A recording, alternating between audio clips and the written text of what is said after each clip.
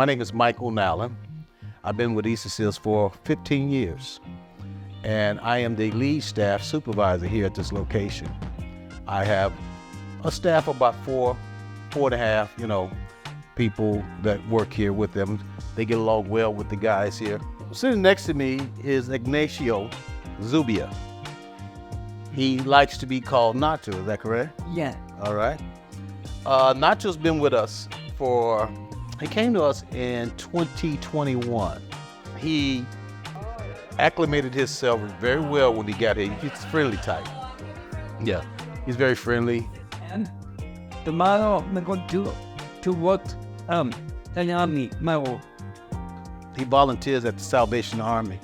Yeah, so he volunteers there 3 days a week, Monday, Wednesdays, and Fridays. He quickly came in. He saw what we were doing around here. The guys keep this house pretty much clean because what I have is a point system that I established when we moved in 2014. My way of running a Silla home is to get them fully involved, real involvement, so that they want to be here. And we had like 1 year of house meetings, because what it was there was 2 different locations moving in here. We had 3 of the guys that lived at one location and 3 other guys lived at another. So when they bought this place, they combined those 2 houses.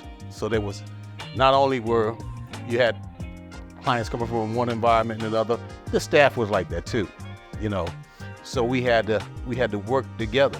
We try to establish a culture and structure.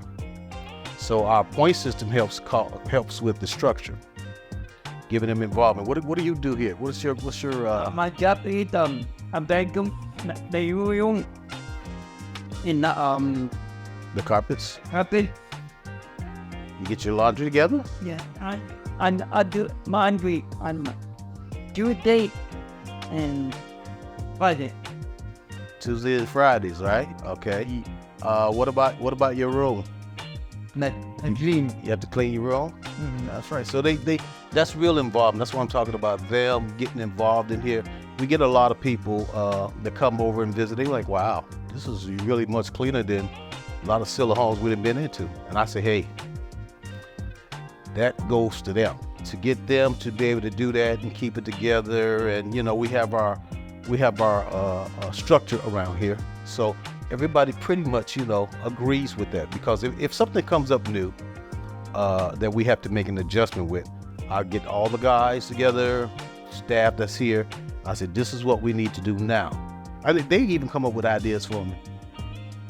We had a bunch of snow out there, last week? Yeah. We couldn't get the cans down, but I said, what do you think, how we get those down? We pull them through the garage. There you go, see, you're working on it. And so the cans are over here, so we just opened up the little side door and pulled them in and took them out there, right? Yeah. Yeah, so I try to incorporate them with all the decisions around here, from every aspect. We go to the grocery stores together. We're a troop. We go, a lot of places know these guys. We usually go to the same places, the Walmarts, the Jewel, we go out to have lunch. When I picked up Nacho a year and a half ago, he had an issue with counting money, especially when he worked at Hickory Farms. He was getting that 200. So I had to help him establish a bank account. When I recognized that, systematically, take him out, walk up to the counter with him.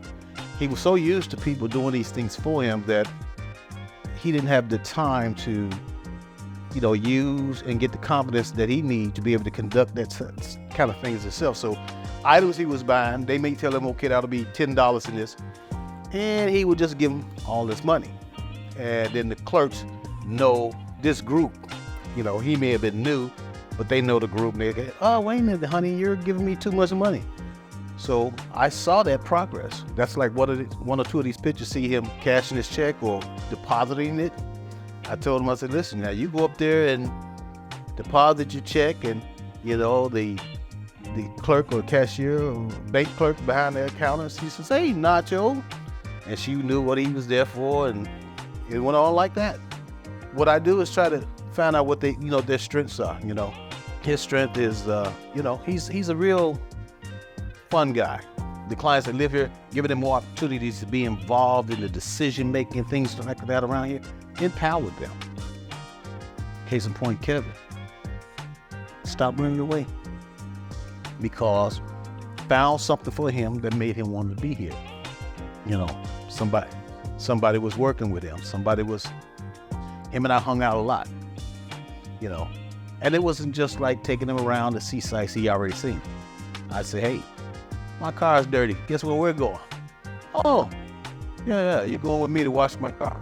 Just to hang out, get him out and stuff, And I found out a few things that he needed, to be, helped with, out in society and things like that. When you come here, understand you may have to work with guys like Ignacio or at another house with lower functioning people, So you got to understand that. You got to be willing to do that. You got to be sort of selfless about that. So that's one of the things I brought with me. You have to have patience, but you also have to be forward thinking, individually. What works with this individual? What is this individual like? What does this individual need? You have to meet them, because I believe in getting maximum ability from whatever that level is. I'll help you reach that. I'll give you the time and the space to do that.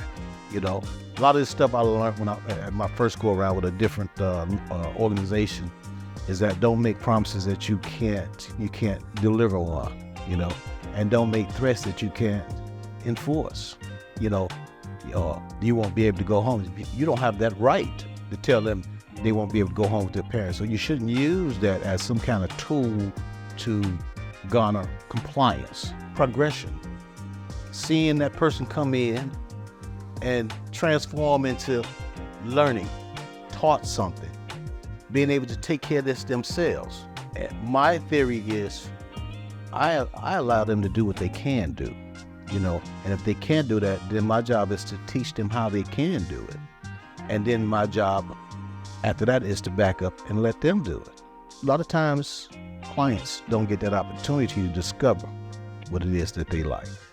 You don't actually have to accept a person as when they come here that they don't have the skills or the capabilities that you may read in their history that none of that stuff's been expected from them. But that don't mean that they don't know how to do it.